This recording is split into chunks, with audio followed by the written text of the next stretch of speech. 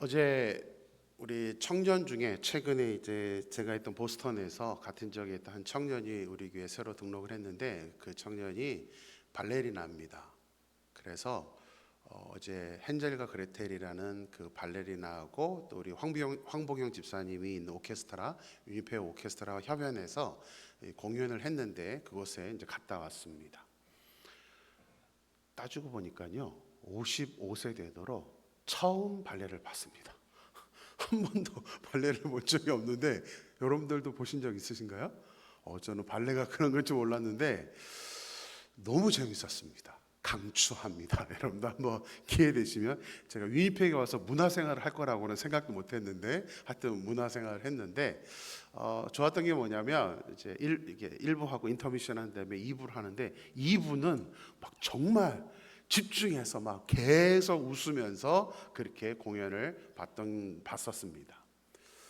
사실 우리 예배도 사실은 그런 축제입니다. 우리가 기쁘게 하나님 앞에 막 나오는 거. 그 안에 강당이 꽉 차가지고 이렇게 공연을 하는데 그냥 옆에 한 사람이 웃으면 같이 따라서 저도 모르게 하하하 이렇게 웃으면서 같은 마음이 되는 것을 이렇게 공감을 좀 하게 되었습니다. 소망합니다. 우리 임마누엘 교회가 예배로 일어나라 말로만이 아니라 앞으로 이 자리가 차서 이논스 목사님 많아야 중요합니까? 아니요, 중요합니다. 느낌이 너무 다릅니다. 성도님들이 있을 때와 계실 때와 안 계실 때 차이가 너무나 다르기 때문에 이렇게 여러분들이 같이 모여서 같이 우리 청소년 집회 때도 이렇게 꽉 차서 예배 드리니까 너무 좋았습니다. 앞으로 우리가 좀 그런 날이 올 수 있도록 우리가 함께 더 마음을 모아서 기도하고 또 많이 독려하시기 바랍니다. 우리 이제 6 구역으로 나눠졌는데 열심히 우리 올 10월 달에는 구역 예배도 한 번밖에 없습니다. 그러니까 금요일 날 좀 다들 나오시라고 여러분들이 많이 독려하시기 바랍니다. 지난 금요 성령 예배 때는 우리 바울과 빌레몬 가정의 모습을 제가 소개하면서 참 신앙인의 모습, 믿음을 가진 사람의 모습이 무엇인지를 이제 빌레몬서에서 기록하고 있다라고 말씀을 전했습니다. 2주 전인데 무슨 내용이었는지 혹시 기억이 나십니까? 기억하시면 제가 존경해 드리겠습니다. 빌레몬 원래 이제 3절에가 바울이 항상 하는 인사입니다. 그래서 다른 성경은 1절에 인사가 나오는데 바울은 이상하게 빌레몬서에서는 3절에서 인사를 하지 1, 2절부터 벌써 그냥 막 마음이 조급한 것 같아요. 이 빌레몬을 소개하고 싶어서 그렇게 인사를 하게 되는 것을 봅니다. 그래서 지난 성령 집회 때는 바울과 빌레몬 가정을 소개를 해드렸습니다. 바울은 자신이 감옥에 갇혀 있다라는 말을 4번이나 하면서 좋은 모습만 보이려고 하지 않고 항상 하나님 면전 앞에 있다는 의식으로 살았기 때문에 꾸미거나 위장하려고 하지 않고 솔직하게 자신의 상황을 첫 구절부터 설명을 하고 있습니다. 우리가 어떤 일이 있더라도 이게 하나님의 섭리 안에 있다라고 생각한다면 우리가 사실 조금 안 좋은 일이 있다고 해서 그것을 꾸밀 이유는 없습니다.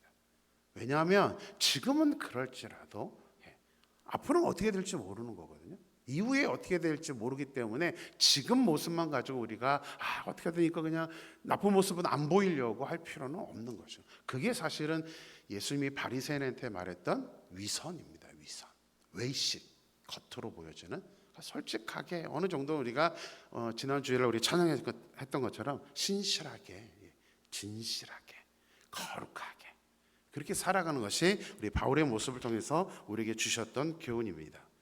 자, 빌레몬서는 오네시모를 사용하기 위해서 바울이 빌레몬에게 쓴 편지라고 말씀을 드렸습니다. 근데 재미있게도 제목은 빌레몬서입니다.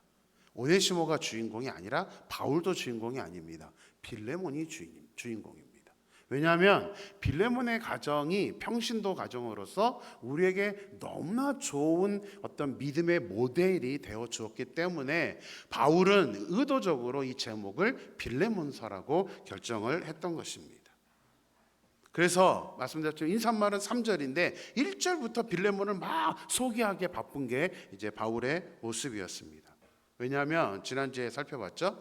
빌레몬과 그의 아내 아비아는 사역자들에게 사랑을 받은 사람이었고 사역자들이 동력자라고 말할 정도로 온전히 하나님 앞에 헌신했던 그런 부부였습니다. 부부만이 아니라 아들 아키포도 골로새서 마지막 구절에 가서 아무것도 아닌 것 같은데 아키포에게 집사의 직분을 좀 받아라, 좀 그거 좀 사역 좀 해줘라고 마지막 구절에 아키포를 이야기할 정도로 아키포는 이 사역자들에게 정말 소중했던, 그래서 그리스도의 군사라는 그런 평가를 들었던 사람이 아키포입니다. 그래서 빌레몬은 본인, 아내, 아들까지 온 가족이 하나님께 온전히 헌신했고, 무엇보다도 빌레몬은 자기의 집을 골로새 교회가 사용하도록 다 헌신해서 내어놓았던 사람이 바로 빌레몬이었습니다. 우리도 그 빌레몬처럼 저는 간절히 소망합니다. 이 빌레몬의 이름이 성경에 기록된 것처럼 우리의 이름이, 여러분들 보시려나 모르겠지만 저는 이제 교회 오자마자 제일 먼저 좀 많이 살폈던 게 뭐냐면 우리 홈페이지에 가면 있습니다. 연역입니다. 우리 교회의 연역. 과거에 어떤 사람들이 어떻게 했는지, 우리 교회는 연역을 되게 자세하게 써놨습니다. 심지어 뭐 어떤 행상부까지도 다 써놨습니다. 그래서 제가 첫 와가지고는 이 며칠을 본 것 같아요. 이름도 한번 보고 어떤 사람이 있나, 지금 계신 분이 계시나. 근데 그 이름에 써놨다는 얘기는 뭐죠? 그만큼 임마누엘 교회에 기억되는 사람이라는 의미죠. 아, 저 사람이 헌신이 있다. 그리고 많이 들었습니다. 이 성전을 살 때 누가 헌금했고, 누가 못을 했고, 누가 어떻게 헌신했다. 저는 그 연역 안에 저는 간절히 소망, 여러분들 이름이 다 좀 들어갔으면 좋겠어요. 제 이름도 부임했다, 사임했다, 이거 말고요. 그게 제일 아플 것 같아요. 부임하고 사임한 것밖에 없는 그런 목회자가 되고 싶지 않습니다. 무엇인가 그래도 우리 임마누엘 교회에 기록될 만한 행동을 할 수 있는 그런 믿음을 가진 사람, 그런 저와 여러분이 되기를 주님의 이름으로 간절히 축원합니다. 네. 자, 이제 3절부터 바울은 가장 즐겨 사용하는 인사말을 하고 있습니다. 우리 같이 한번 읽어보겠습니다. 3절입니다. 하나님 우리 아버지와 주 예수 그리스도로 쫓아 은혜와 평강이 너희에게 있을지어다. 자, 바울은 로마서부터 이 빌레몬서까지 총 13권의 성경을 기록을 했습니다. 이 13권 모두 다 똑같은 인사말이 나옵니다. 한 권도 달라진 게 없어요. 딱 2권만 조금 다릅니다. 조금 다르다는 것은 기본은 똑같은데 단어 하나만 추가가 돼요. 디모데전서와 디모데후서에서만 은혜와 긍휼과 평강이 너희에게 있을지어다라고 긍휼이라는 단어 하나만 더 추가되고요. 11권 모두 다 저 인사는 다 똑같이 나타나고 있습니다. 그래서 항상 은혜와 평강이 있을지어다. 언제나 은혜를 먼저 말하고 그 다음에 평강을 말합니다. 바울이 은혜를 좋아하고 허평강을 좀 덜 사랑해서가 아닙니다. 항상 은혜 그리고 평강, 이 순서를 13권 중에서 단 한 번도 바꾼 적이 없습니다.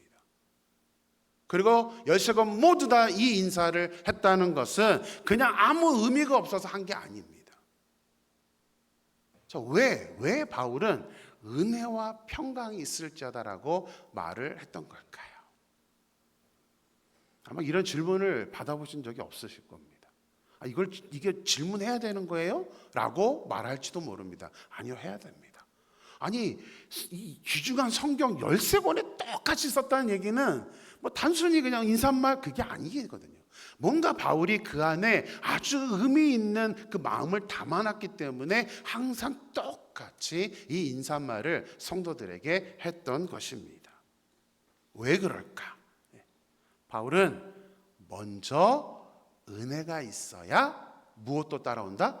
평강도 따라온다라고 믿었기 때문에 교인들에게, 성도님들에게 은혜가 먼저 좀 있고 그 후에 그 은혜를 받으면 평강의 삶을 살 수 있습니다라는 그 의도를 가지고 이 순서를 한 번도 바꾸지를 않았던 것입니다. 여러분들은 평강의 삶을 살기를 원하십니까? 예, 저도 원합니다. 그렇죠? 뭐가 있어요? 우리 인생, 특히 우리 이민생활 힘들잖아요. 힘든데 또 싸워. 얼마나 힘들어요. 그죠? 평강이 없다. 얼마나 힘들겠습니까? 가정 안에서나 교회 안에서나 이렇게 평화롭고 서로 사랑하고 이게 있어야 그래도 좀 임의생활하는 맛이 나잖아요. 그러니까 바울이 궁극적으로 원하는 것은 평강이긴 한데 이 평강의 삶을 살기 위해서는 먼저 은혜가 먼저 따라와야 된다는 사실입니다. 그래서 제가 고민하다가 지난 주일부터 여러분들 기억하실까 모르지만 축도를 변경했습니다. 바꿨나요, 제가? 지난주에 바꿨나? 네, 바꿨습니다. 원래 이제 성경 안에 있는 축도는 두 가지가 있어요. 구약의 축도가 있고 신약의 축도가 있습니다. 현재 대부분은 그냥 신약의 축도를 써서 보통 목사님들이 하죠. 근데 저는 어딜 가나 사실은 구약의 축도를 좀 더 좋아합니다. 그래서 그 축도를 주로 하는데 그동안 이제 바꿀까 고민하다가 이제 이번에 우리 폐회송 하면서부터 이제 제가 바꾸게 됐는데 그 이유가 있습니다. 우리 그림으로 잠깐 보여주시면 보이시나 모르겠는데요. 우리 같이 한번 읽어볼까요? 여호와는 내게 복을 주시고 너를 지키시기를 원하며 여호와는 그의 얼굴을 내게 비추사 은혜 베푸시기를 원하며 여호와는 그 얼굴을 내게로 향하여 드사 평강 주시기를 원하노라. 저는 이건 아론에게 하나님이 직접 백성들을 위해 축도할 때에 저거를 써라라고 하나님이 대제사장인 아론에게 주셨던 축복 기도문입니다. 저는 이 글귀가 너무너무 좋습니다. 여호와는 내게 복을 주시고 하나님의 마음이기도 하고 저는 그것이 하나님이 영적 리더에게 반드시 가져야 되는 마음이라고 저는 생각합니다. 저는 소망합니다. 여러분들이 정말 복을 받고 살았으면 좋겠습니다. 근데 그 뒤에 뭐라고 나오냐면 먼저 뭐를 얘기하죠? 은혜 베푸시기를 원하며 그리고 마지막 가서 뭐예요? 평강 주시기를 원하노라. 이 구약에서도 하나님이 은혜 먼저 얘기해요. 은혜 베풀고 우리가 은혜를 받고 그런 후에 평강을 받기를 원한다. 이게 하나님이 대제사장인 아론에게 주었던 그리고 이후에 대제사장들이 기도했던 기도의 내용이라는 사실입니다. 그래서 제가 이제 지난주부터 폐 찬양하면서부터 이제 바꾸기 시작했습니다. 다른 말보다도 저는 그냥 이 말씀 하나만 우리 모든 임마누엘교회 성도님들 그리고 그 가정에 우리 임마누엘교회에 임했으면 좋겠다라는 마음을 갖고 있습니다. 그래서 정말 간절히 소망합니다. 여러분 모두가 먼저 은혜를 받으시고 그런 후에 우리 임행 생활이 하나님이 주시는 하나님이 함께 하시는 평강의 삶을 살 수 있게 되기를 주님의 이름으로 축원합니다. 우리 옆 사람에게 마치 우리 이제 신약의 제사장이니까 우리 앞뒤 사람 옆 사람에게 한번 그렇게 축복하면서 기도할까요? 은혜와 평강이 있을지어다. 한번 선포하세요. 은혜와 평강이 있을지어다.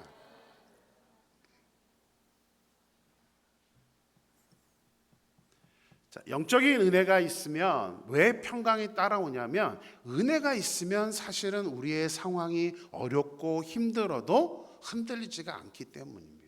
하나님의 은혜가 있기 때문에 환경은 사실은 아무런 우리에게 작용을 하지 않습니다. 여러분도 잘 생각해보세요. 내가 어떤 영적으로 충만할 때는 어떤 어려움이 와도 그것 때문에 무너지지 않습니다. 이건 바울도 그렇게 똑같이 고백을 했는데요. 빌립보서 4장 12, 13절 말씀 같이 읽겠습니다. 나는 비천에 처할 줄도 알고 풍부에 처할 줄도 알아. 모든 일 곧 배부름과 배고픔과 풍부와 궁핍에도 처할 줄 아는 일체의 비결을 배우노라. 내게 능력 주시는 자 안에서 내가 모든 것을 할 수 있느니라. 바울은 어려움에도 처해봤습니다. 근데 이것을 조금 너무 우리에게 이해가 되도록 직설적으로 설명했어요. 비천에 처할 보기도 했었고 풍부에 처해볼 때도 있었고 배부를 때도 있었고 배고플 때도 있었고 풍부했을 때도 있고 궁핍했을 때도 있었다. 하지만 바울이 뭐래요? 영향받지 않았다는 거예요. 풍요롭다고 해서 막 의시되지도 않았고요. 바울은 없다고 또 막 실망하고 절망하지도 않았습니다. 왜 그러냐? 이 뒷부분에 나오는 말씀이 중요합니다. 뭐라고 되어 있습니까? 내게 능력 주시는 자 안에서 내가 모든 것을 할 수 있기 때문입니다. 하나님이 나한테 능력을 주시고 하나님께서 나와 함께 하시는데 왜 환경 때문에 내가 좌절해야 돼? 바울이 말한 비결, 일체 비결이라는 게 하나님이 나와 함께 하시면 그 모든 일도 다 상관이 없다라고 지금 바울이 그렇게 이야기를 한 겁니다. 그래서 바울의 고백이었고 바울의 삶이고 바울의 믿음이었습니다. 바울만 그런 게 아닙니다. 다윗도 이런 고백을 했습니다. 시편 23편 4절입니다. 같이 씁니다. 내가 사망의 음침한 골짜기로 다닐지라도 해를 두려워하지 않을 것은, 얼마나 힘들었으면 다윗이 사망의 음침한 골짜기가 지금 내가 그 길을 걸어가고 있다고 말하고 있습니까? 근데 뭐래요? 두려워하지 않는데요. 왜요? 그 다음 구절 보여주세요. 같이 읽습니다. 주께서 나와 함께 하심이라. 주의 지팡이가 막대기가 나를 안위하시네. 주님이 나와 함께 하니까 다윗은 하나도 어려운 게 아니에요. 힘든 게 문제가 없는 거예요. 환경이 자기한테 아무런 역할도 하지 않았다라고 말씀을 하고 있는 것입니다. 바울, 다윗만 그런 게 아니죠. 우리 믿음의, 성경에 나와 있는 믿음의 선조들, 믿음의 선조들만이 아니라 우리가 알고 있는 우리 주변의 사람들도 마찬가지입니다. 저는 이런 사람들을 굉장히 많이 알고 있습니다. 목회하면서 와, 저 사람이 나보다 믿음이 더 좋다라고 그렇게 판단됐던 분들이 너무나 많습니다. 어떻게 저렇게 살지? 최근에 새롭게 한 소설을 보는데 한홍 목사님이라고 이제 1.5세십니다. 이제 미국에서 계시다가 한국에 가셔서 못 누르게도 사역하시고 지금 아주 큰 교회를 이제 사역하고 계시는데, 그 교회에 누가 다니냐면 여러분도 잘 아시는 션 정혜영 씨가 그 교회를 다닙니다. 이분이 새롭게 하소서에 나오셔가지고 그 말씀을 하시는 거예요. 이제 뭐 되게 친하신지 이제 그냥 개 이런 표현하더라. 시험 보면 자기는 시험 든대요. 왜냐하면 나보다 더 믿음이 좋아. 그러면서 그 선 씨한테 너 목회자 좀 내라 뭐 이렇게 얘기할 정도로 너무나 목사님이 성도님에게 이렇게 말할 수 있다는 것은 이건 정말 보통이 아니거든요. 전 그래서 저희 마음속에 저도 그런 소망이 있습니다. 우리 임마누엘 교회도 제가 근데 목사님 하면 안 돼요 이렇게 말하고 싶은 분이 저는 많이 있었으면 좋겠습니다. 전 그런 믿음을 가진 분들, 흔들릴 수밖에 없는 우리 이민 생활이지만, 저는 우리 사랑하는 임마누엘 교회 모든 성도님들이 오늘 본문에 나온 이 모습처럼 그 어떤 상황이 올지라도 우리가 믿음으로 일어나라는 그 주제를 제가 정한 이유가 그겁니다. 우리는 너무 쉽게 흔들려요. 금방 우리의 마음이 무너지고, 그러니까 그런 것들을 우리가 믿음으로 잘 극복해서 우리가 온전히 어떤 상황이 올지라도 넉넉한 믿음으로 넉넉히 이 믿음 생활의 모든 어려움들, 하나님과의 관계에서 또 우리 다른 사람과의 관계에서 생활의 어려움, 그 모든 어떤 어려움이 우리에게 올지라도 우리가 능히 넉넉히 이길 수 있는 저와 여러분의 믿음의 그 성장된 모습이 될 수 있게 되기를 주님의 이름으로 축원합니다. 자, 이제 4절부터 7절까지 이제 또 다른 내용들이 나옵니다. 바울과 빌레몬이 또 등장을 합니다. 이 바울과 빌레몬의 모습이 그냥 인사말하고 편지를 쓰는 것 같은데, 이 안에 또 하나님은 바울과 빌레몬의 모습을 통해서 우리에게 어떤 것이 그러면 은혜가 있는 사람의 모습인가, 어떤 것이 정말 믿음을 가진 사람의 모습인가를 이 구절 안에 또 이렇게 우리에게 설명을 해 주셨습니다. 바울과 빌레몬 두 사람의 모습을 또 살펴보겠습니다. 먼저 바울입니다. 4절 볼까요? 같이 읽습니다. 내가 항상 내 하나님께 감사하고 기도할 때에 너를 말함은, 자, 그냥 읽으면 그냥 넘어갈 수 있는 본문인데요, 이 안에 아주 중요한 영적인 교훈이 담겨져 있습니다. 어떤 사람이 은혜 받은 사람인가, 이 바울의 모습 통해서 우리가 어떠한 교훈을 받는가, 믿음이 있는 사람의 모습. 자, 바울은 먼저 첫 번째 인사말을 한 후에 이제 본격적으로 편지를 쓰면서 제일 먼저 항상 내 하나님께 감사하다라는 말을 먼저 시작합니다. 그런 다음에 뭐예요? 기도할 때에 너를 말하며, 이 말은 뭐예요? 빌레몬을 위해 중보 기도를 하고 있다라는 말입니다. 5절, 6절, 7절은 뭐냐면 이제 개인의 기도들을 이제 이야기를 합니다. 바울 서신들을 보면 바울은 항상 기도하는 순서가 있습니다. 하나님 감사, 두 번째 중보 기도, 다른 사람, 세 번째 자신의 소망. 이게 바울의 항상 기도하는 그러한 스텝이었습니다. 네, 이것이 성경적인 순서입니다. 여기만이 아니라 많은 부분에 있어서 이 우리의 기도의 순서에 대해서 성경은 말씀해주고 있는데 이 순서가 이렇게 진행되는 겁니다. 여러분들은 어떻습니까? 여러분들의 기도의 순서가 어떻게 되어 있습니까? 다시 말하면 또 다른 말로 하면 여러분들이 기도하는 그 내용 중에 어떤 내용이 가장 많은 퍼센테이지를 차지하고 있습니까?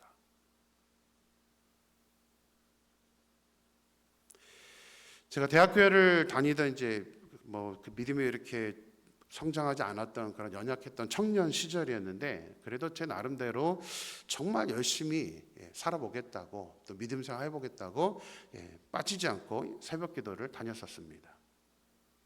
학교 다닐 때도 또 학교를 주중에는 학교 근처에서 자취를 했었는데 그 근처에 있는 교회에 또 주말에 돌아오면 저희 본교회에서 새벽 예배를 열심히 하여튼 다녔었습니다. 금요차라 예배를 빠진 적은 거의 없었던 것 같습니다. 근데 새벽 기도를 하면 이제 기도하잖아요. 근데 청년 때라 그런지 기도 시간이 길지는 않았습니다. 시간이 없어서이기도 하지만 이제 잠깐 이렇게 기도하고 이제 가고는 그렇게 했었습니다. 그런데 언젠가 한번 이제 교회에서 부흥회가 있었는데 그때 이제 오신 강사 목사님께서 기도 노트를 쓰신다는 간증을 하셨습니다. 기도 노트를 쓰신다. 물론 이분이 저희한테 기도 노트 써라 이렇게 말씀하신 건 아니라 본인이 기도 노트를 써서 기도하다 보면서 기도 노트 쓰면서 어떤 일들이 있었는지를 이렇게 말씀을 해 주셨었습니다. 그때 제가 사실은 참 많은 도전을 받았었습니다. 제가 설교를 준비하다 보니까 제가 설교하면서 종종 이렇게 어떤 내용들을 갖고 설교할 때에 이제 과거를 회상해 보면 올해도 제가 몇 번을 아마 여러분들에게 말씀을 드렸던 것 같아요. 대부분이 보니까 대학교 때 부흥회 때 은혜 받은 게 되게 많더라고요. 그러니까 대학교 다니면서 부흥회를 거의 안 빠졌기 때문에 그때 목사님이 하셨던 어떤 내용들이 저한테 좀 많은 도전을 주어서 저의 삶의 모습을 많이 이렇게 바꿨던 그런 터닝 포인트가 굉장히 많았다는 것을 제가 이제 인식을 하게 되었습니다. 그래서 이런 예배와 어떤 집회에 참석하는 것이 너무나 중요하다는 것을 새삼 인지를 했어요. 그때 안 갔다면 아마 제 인생에 이렇게 여러분들에게 말씀을 드릴 터닝 포인트는 없었을 겁니다. 한 번이라도 더 가다 보니까 그 말씀 안에서 내 삶을 되돌아볼 수 있는 어떤 그런 역사들을 경험을 하게 되었던 것이죠. 그래서 마지막 때를 위해 기록한 요한계시록 1장에 보면 제일 먼저 3절에서 하시는 말씀이 뭐예요? 어떤 사람이 복이 있다. 말씀을 읽는 자와 듣는 자와 지키는 자가 복이 있다. 마지막 때는 다른 게 없다. 말씀을 어떻게든 읽으려고 노력하고 말씀을 들으려고 노력하고 또 지키려고 노력하는 사람이 복이 있다라고 말씀하신 이유를 저는 절실하게 느꼈습니다. 그래서 간절히 저는 소망합니다. 여러분들이 기회만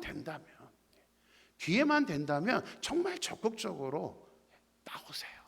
어느 것 하나라도 나에게 양식이 되면 됐지 그냥 무의미하게 그냥 와서 앉았다 지나가는 시간은 아닙니다. 한 번이라도 내가 더 말씀을 들으려고 노력한다면 나의 인생에 도움이 되는 거지 그냥 허비되는 시간은 아니라는 사실이 있죠. 그래서 시편 1편에서도 어떤 사람이 복이 있다고 그래요? 주야로 말씀을 묵상하는 사람. 결국은 말씀이거든. 말씀. 왜 예배로 일어나라고 강조하느냐? 그게 너무 중요하거든요. 그것만큼 중요한 게 없기 때문에 성경에서도 강조하는 것이고 모든 사역자들이 다 그렇게 강조를 하는 것입니다. 저는 그때 강사 목사님께서 기도 노트를 쓰면서 자기에게 나타난 변화를 말씀하셨는데 그게 되게 충격이었어요. 처음에는 목사님이긴 하지만 기도 노트를 안 쓸 때는 그냥 막연하게 기도를 했는데 노트를 써서 제목을 쭉쭉쭉쭉 정하다 보니까 어떤 현상이 있냐면 기도하다가 빠뜨렸는지 안 빠뜨렸는지를 알게 된다는 거예요. 그래서 저도 지금 제 패드에 기도 노트가 있습니다. 여러분들의 기도 제목 다 집어넣고 저희들 기도 제목 넣고 기도할 제목들을 적어서 이제 아침에 출근하자마자 이제 기도를 하게 되는데요. 그러다 보면 전 보면서 합니다. 왜냐하면 다 기도 제목을 기억을 못하니까 여러분 모두를 위해서 기도하기 때문에 이 기도 노트를 다 쓰다 보니까 빠뜨리지 않아요. 그리고 어느 순간부터 제가 그 기도 노트를 쓰고 기도하다 보니까 좋은 점이 뭐냐면 처음에 새벽 예배에 참석했었을 때는 저를 위한 기도 제목밖에 없었어요. 그리고 기도하는 게 몇 개가 없었습니다. 근데 이제 쓰다 보니까 점점 기도 제목이 늘어나더라고요. 근데 그 기도 제목이 늘어나는 게 저를 위한 기도 제목이 늘어나는 게 아니라 우리 가정, 친척 하나씩 제목이 늘어나다가 어느 순간 보니까 제가 그 청년 때 아무것도 모르는 대학교 때 딱 갑자기 나라를 위해서 기도를 하고 있더라고요. 대통령을 위해서 기도하고 있고. 한 번도 그렇게 생각해 본 적이 없습니다. 거기다 중요한 게 뭐냐면 처음에 제 기도의 순서는 제 기도 제목을 먼저 했습니다. 근데 어느 날 보니까 제가 이제 학교를 가야 되니까 저를 위한 기도 제목을 이렇게 먼저 하다 보니까 뒤에 있는 다른 중보 기도나 뭐 이런 기도를 못 하는 거예요. 그래서 제가 순서를 바꿔버렸습니다. 먼저 나라부터, 그리고 다른 사람, 그런 다음에 마지막에 저. 근데 아세요? 내 기도를 맨 마지막에 넣으니까 어떻게 하든 기도하고 가더라고요. 남을 위한 기도는 이제 시간이 된 것 같아 이러면 안 하는데 내 기도가 마지막이니까 어떻게든 빨리 앞에 거 다 기도하고 내 기도까지 한 다음에 이제 학교에 이렇게 등교를 했던 그런 기억이 있습니다. 근데 성경을 이제 신학을 하고 목사가 돼서 이 빌레몬서라든가 성경의 여러 가지 원칙들을 알고 나니까 성경의 원칙이 바로 그거였습니다. 큰 것부터 기도하고 다른 사람 기도하고 마지막에 나를 기도하는 것, 이것이 순서임을 알게 됩니다. 성경의 가장 핵심인 십계명이나 예수님께서 가르쳐준 그런 계명들도 가장 우선되는 것은 하나님입니다. 그 다음에 두 번째가 다른 사람, 세 번째가 나 자신입니다. 성경의 모든 기도의 원칙들은 다 이런 순서로 되어 있습니다. 우리나라에 대학생 선교회로 이제 유명한 팀, 지금도 뭐 열심히 활동하고 있는 팀이 있죠. 예수전도단이라는 팀이 있습니다. 근데 이 팀이 우리나라에 들어오기 전에 사실 먼저 들어온 선교팀이 있습니다. 여러분들이 기억하시려면 모르겠지만요, 조이 선교회라는 팀이 우리나라에 제일 먼저 들어왔던 외국 그런 선교 단체였습니다. 조이, 뭐 단어 그대로는 기쁨이죠. 근데 이 팀이 조이라는 팀으로 이렇게 이름을 정한 이유가 있습니다. 근데 단순히 기쁨이다 이게 아니라 어떻게 기쁨이 되느냐를 이 조이라는 영어 세 글자를 이렇게 삼행시처럼 의미를 담아서, 그래서 이 조이 팀은 항상 J-O-Y 한 다음에 옆에 이게 뭘 뜻하는지를 설명을 해 놓은 게 있습니다. 여러분 한번 추측해 보세요. J가 뭐의 약자일까요? Jesus. O는 뭘까요? Others. 다른 사람. Y는요? You. 첫 번째 누구요? Jesus. 두 번째가 누구예요? Others. 다른 사람. 세 번째는요? You. 바로 나입니다. 그러니까 이 조이팀은 하나님을 우선하고 그 다음에 다른 사람을 그 다음으로 우선하고 마지막에 나를 생각하면 뭐가 온다? 기쁨, 진정한 기쁨이 온다라는 의미로 이 조이 선교회를 만들었던 것입니다. 그래서 바울도 똑같습니다. 바울도 하나님께 감사하고 빌레몬을 위해서 중보기도 하고 그 다음에 이제 자기의 소원을 말했던 이유는 뭐냐면 그래야 하나님이 원하는 진정한 은혜, 진정한 그런 평강의 삶을 살 수 있다라고 믿었기 때문이에요. 그게 믿음이라는 거예요. 그게 믿음. 나를 우선으로 하는 것은 믿음의 모습이 아니라는 겁니다. 우리의 절대적인 가치는 1번은 무조건 하나님이에요. 그래서 먼저 그의 나라와 의를 구하라 라고 말씀하신 겁니다. 하나님이 우선. 근데 우리의 삶은 사실은 솔직하게는 하나님이 우선이 아니잖아요. 내가 우선이지. 내가 더 중요하지. 다른 사람보다는 내가 더 중요하지. 이게 우리의 모습이기 때문에 진정한 은혜, 진정한 하나님의 평강을 우리가 누리기가 어렵다는 사실입니다. 저는 소망합니다. 이 조이 선교회처럼 우리도 Jesus first, others second, 마지막에 you, 나를 생각해서 정말 진정한 기쁨과 평강을 누릴 수 있는 저와 여러분의 삶이 되기를 주님의 이름으로 축원합니다. 이제 마지막 빌레몬입니다. 5절 말씀 볼까요? 같이 읽습니다. 주 예수와 및 모든 성도에 대한 내 사랑과 믿음이 있음을 들음이니. 이제 바울의 이 기도 순서를 얘기한 다음에 이제 바울은 빌레몬에 대한 이야기를 또 합니다. 빌레몬을 또 소개하는 거예요. 주 예수와 및 모든 성도에 대한 내 사랑과 믿음이 있음을 들음이니. 바울 사도는 이 빌레몬에게 있는 두 가지 요소를 지금 우리에게 소개를 하고 있습니다. 근데 어떻게 보면 되게 웃겨요. 빌레몬에게 편지를 쓰는 건데, 지금 빌레몬 너는 그러면서 사랑과 믿음이 있음을 내가 들었다라고 말합니다. 근데 그 사랑과 믿음이 누구에 대한 사랑과 믿음이에요? 1차 주 예수와 그 다음에요 모든 성도에 대한, 자기 사랑 아닙니다. 예수님을 우선으로 빌레몬은 그렇게 살았던 사람이고, 그 다음에는 모든 성도들을 사랑했고 모든 성도들에 대한 믿음을 가지고 있었다. 이게 빌레몬의 모습이라고 지금 설명을 하고 있는 것입니다. 은혜를 받은 사람이라는 것은, 또 믿음이 충만하다고 하는 사람들은 이 빌레몬과 같이 반드시 우리 안에 사랑과 믿음이 있다는 것을 삶으로 증명을 해야 됩니다. 그 사랑과 믿음은 주님과 다른 사람에 대한 사랑과 믿음입니다. 많은 기독교인들이 스스로 믿음이 있다고 생각하는 기독교인들이 착각을 하고 있는 부분이 있습니다. 과거에 많이 그랬어요. 하나님과의 관계만 믿음이라고 생각했습니다. 하나님만 잘 믿으면 돼. 다른 사람들 필요 없어. 그냥 하나님만 잘 믿으면 돼. 열심히, 우리 인민사회는 좀 덜하지만 한국은 여전히 예배 하여튼 열심히 나가는 분들이 많습니다. 열심히 봉사하죠. 그것만 잘하면 된다라는 그런 생각을 했었습니다. 그래서 열심히 교회는 나오는데 이제 문제가 있죠. 가족은 돌보지 않았던 분들이 좀 있었습니다. 가족은 좀 나 몰라라. 그래도 자신 있게 말합니다. 목사님, 우리 남편은요 믿음이 좋고 이해심이 많아서 제가 이렇게 활동해도 뭐라고 그러지 않는데요, 뭐 이렇게 많이들 말씀을 하시더라고요. 제가 남편에 가서 여쭤본 적 많습니다. 어떻게 생각하시나? 우리 집사님, 권사님은 그렇게 말씀하시는데 과연 남편은 어떻게 보실까? 대부분의 대답이 이러더라고요. 싸워봤자 가정의 행복을 위해서 제가 참습니다. 남편도 싫은 거예요. 그렇다고 제가 뭐 예배 나오지 마세요, 또 봉사 적게 하세요, 그러라고 말씀드리는 건 아닙니다. 내가 그만큼 이것을 한다면 어떤 마음을 더 가져야 되죠? 내 가족도 그만큼은 돌봐야 되는 겁니다. 저도 알고 있습니다. 우리 교인들 중에서도 이제 남편분들이 예수를 믿지 않는, 교회 나오지 않는 분들은 굉장히 노력하시더라고요. 가서 어떡하든 잘 이렇게 해주시기 위해서 노력하시는 모습, 그게 저는 믿음의 중요한 모습이라고 생각을 합니다. 이미 말씀드렸던 것처럼 진정한 믿음이라는 것은 이 사랑으로 다른 사람들에게 어떻게 행동하느냐로 결정이 됩니다. 그 모습으로 믿음을 증명하는 것입니다.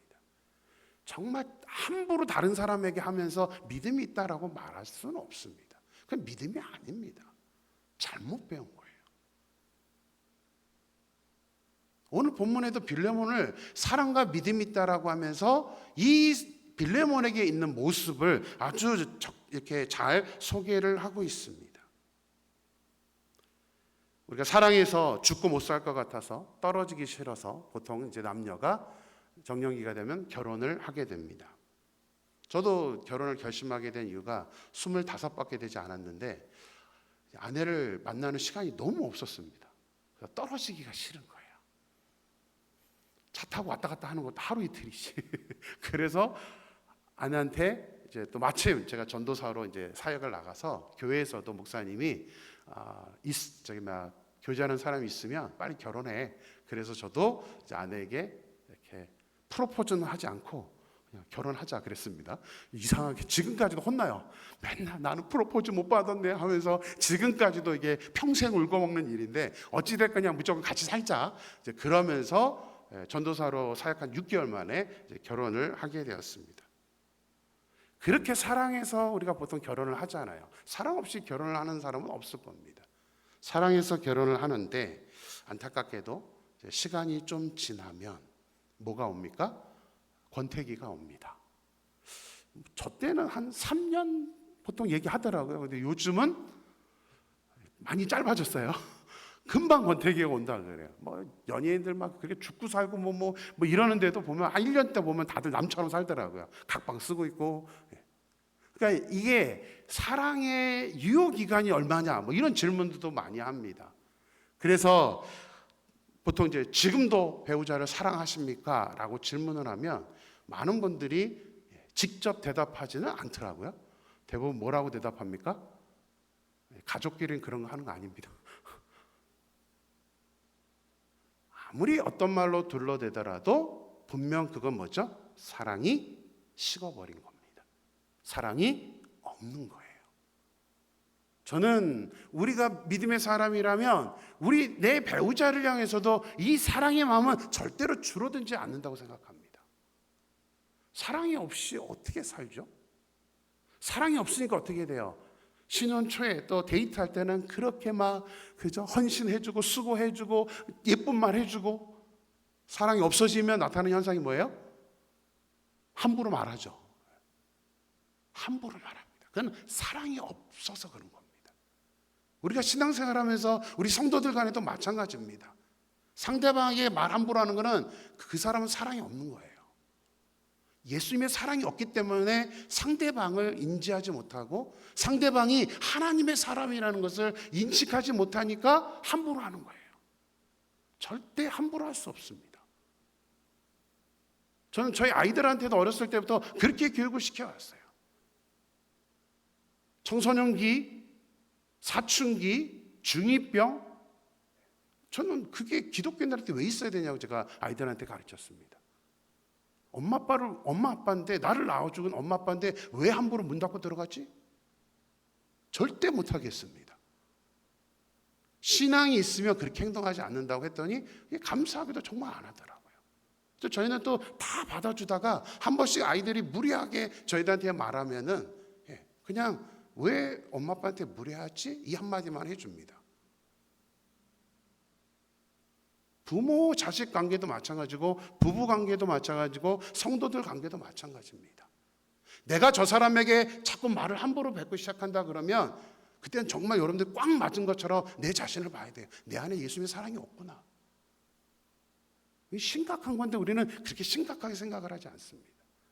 이게 믿음이거든요. 빌레몬은 그런 믿음을 가지고 있었던 사람입니다. 우리가 하나님에 대한 사랑과 믿음이 있느냐, 이것은 그대로 우리 행동에서 다 평가할 수 있습니다.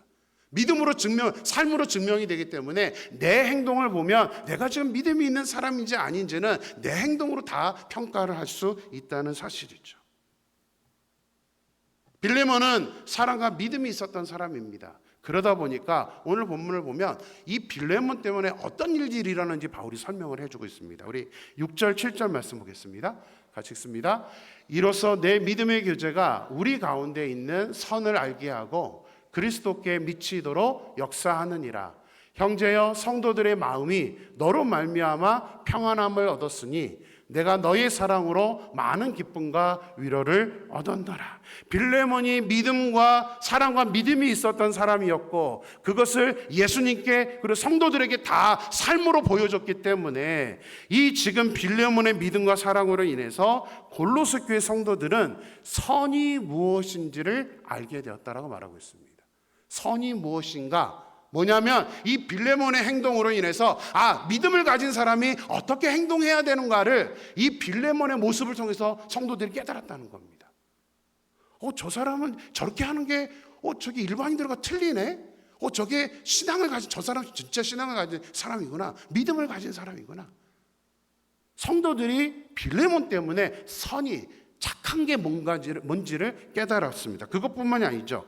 빌레몬이 있는 교회 이 성도들이 빌레몬 때문에 평안을 얻었고 또 그리스도께서 미치도록 빌레몬의 이 사랑과 믿음의 모습이 이렇게 하나님의 역사를 만들어냈다라고 지금 바울은 빌레몬에게 말하고 있습니다. 마지막으로 더 중요한 거죠. 마지막에 뭐라 그러냐면 너로 말미암아 평안을 얻었다. 골로새 교인들이요. 그 다음에 내가 너의 사랑으로 많은 기쁨과 위로를 얻었노라. 내가가 누구죠? 바울이죠. 바울.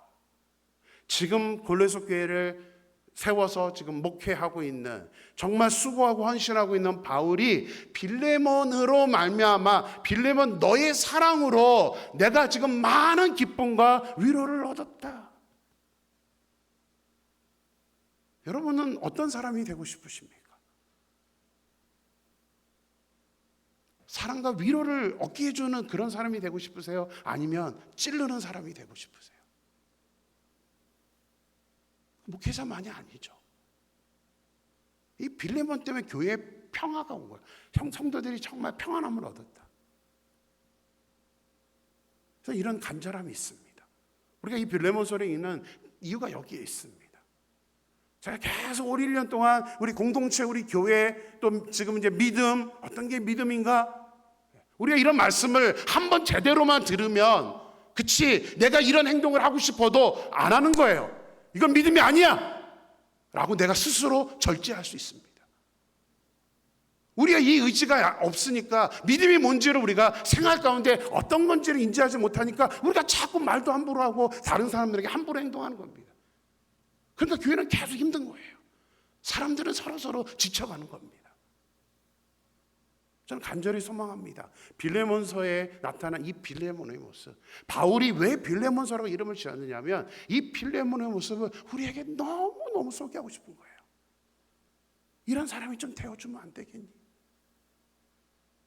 오늘 이 말씀을 마치면서 우리도 정말 이 빌레몬처럼 정말 믿음의 본을 보여줄 수 있는 사람, 그래서 나 때문에 우리 가정이, 나 때문에 우리 교회가 평안함을 얻고 또 많은 사람들이 어떻게 살아야 되는 거구나, 저 사람처럼 살아야지 라는 그런 어떤 모델이 되어줄 수 있고, 무엇보다도 사역자들, 여러 리더들에게 정말 기쁨을 줄 수 있고 위로를 줄 수 있는, 성경에 나와 있는 많은 인원들의 모습이 그렇잖아요. 초대교회 때도 바울에게 브루스길라, 아굴라가 그런 사람이었고 빌레몬의 가정이 그랬습니다.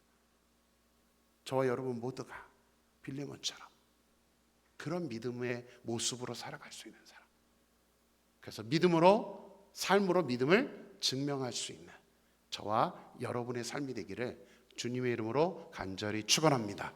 이 시간 한번